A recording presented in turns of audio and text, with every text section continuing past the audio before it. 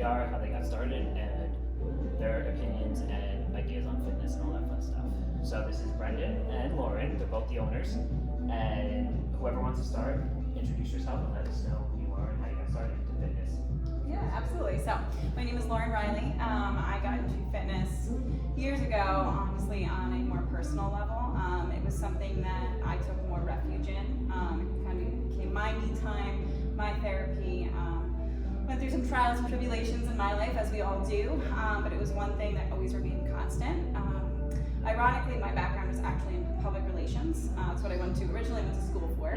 But then I decided to start my own business, helping others and really trying to start helping them create a better self-body image through strength training, boxing, and that sort of thing. So Cool. My name is Brendan Hiller. How I started fitness really was, I was always into sports, obviously, stuff like that.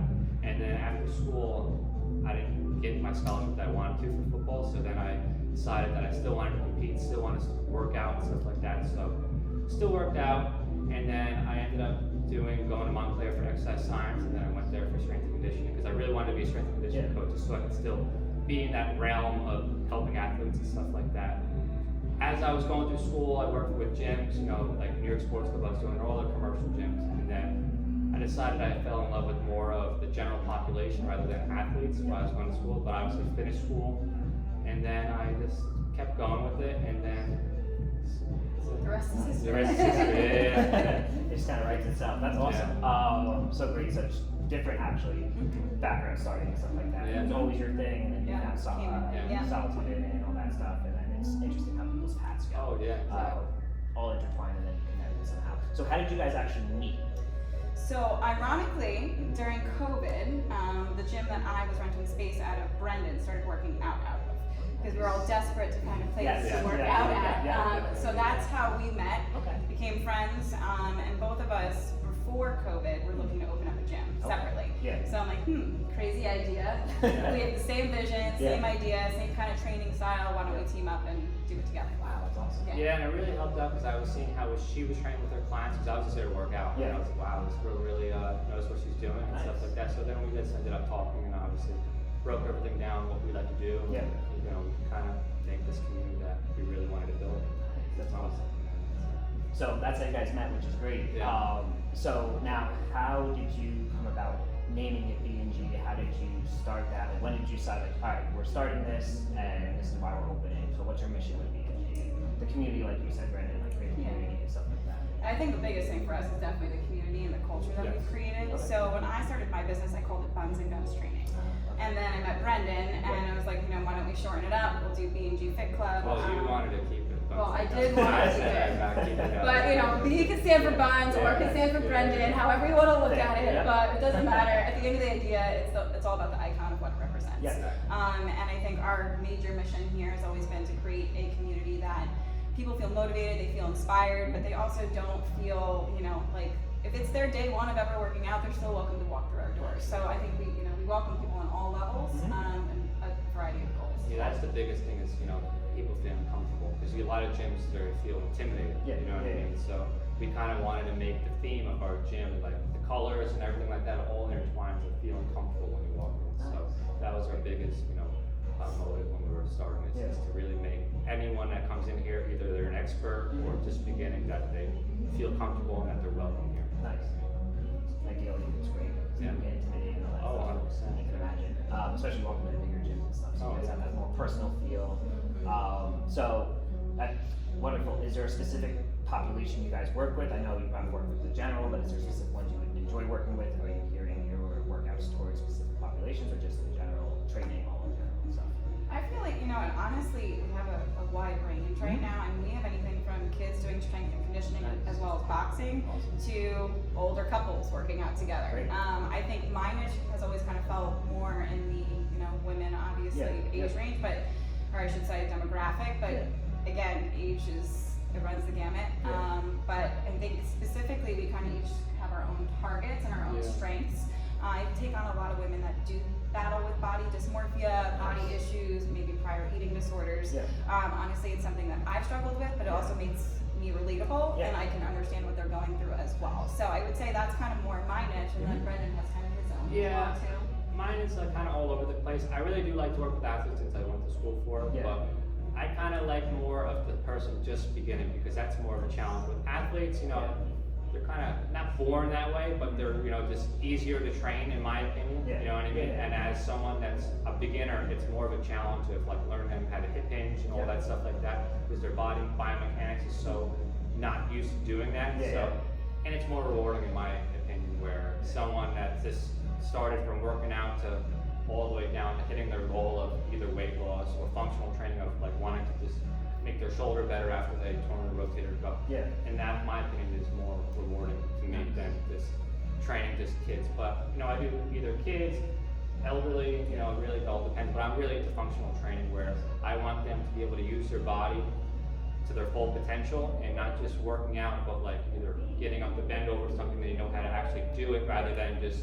That's where the most injuries come. Is if you just just go pick up your phone up that you dropped, you do it wrong, and then you come up and you pinch your back or something like that. So learning all the compound movements of functional training, really getting them to their full potential is what I really like to do. That's great. I mean, you want to be able to do all that. You should be able to pick up your phone. Oh yeah. You never know. You never know. I mean, you hear Chris sneezed in my back when I Yeah. wait a second. Exactly. That's a lot. Yeah. So that's exactly what happens sometimes, and that's great. I mean, both.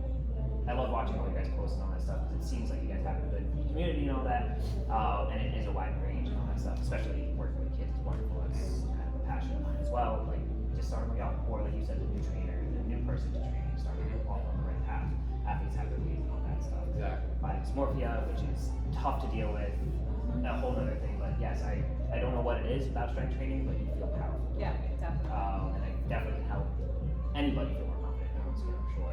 I'm sure you guys will experience that. Yeah. I started out so scared and now all Yes. that stuff. Yeah. So next question for you guys, and you can do one each, you can do whatever you think. What would you say for 3 tips for people just getting into training, health and fitness and all that stuff? 3 basic tips you would give anybody that would just say, hey, listen, I want to start out working out, what should I do? Or I want to start eating better, what would you say? So one of mine would be, especially when geared towards the female audience, obviously there's a big stigma around strength training and women always getting scared of getting big from lifting weights and that sort of thing. So I think breaking that idea, walking into this gym and understanding that, we're here to help you reach your goals. Everything's customized and personalized to you, your body, everything. I mean, we're the type of trainers where we're not putting the same person, 2 different people do the same workout. Yeah. Everything's personalized for them. But my biggest thing definitely with the female audience is don't be scared of lifting weights. It'll help you in the long run and in the short term as well. And it's not obviously going to make you bulky. So I would say lift heavy. Yeah. Take on a routine that's not too scary. So I find that a lot of with my clientele, make smaller goals in the beginning. Don't bite off more than you can chew. And then I would say don't neglect everything else that goes around with working out, right? Sleep, eating, day in and day out. It's not just walking in the gym, but what can we do to support you from a lifestyle standpoint too? Awesome. That's great.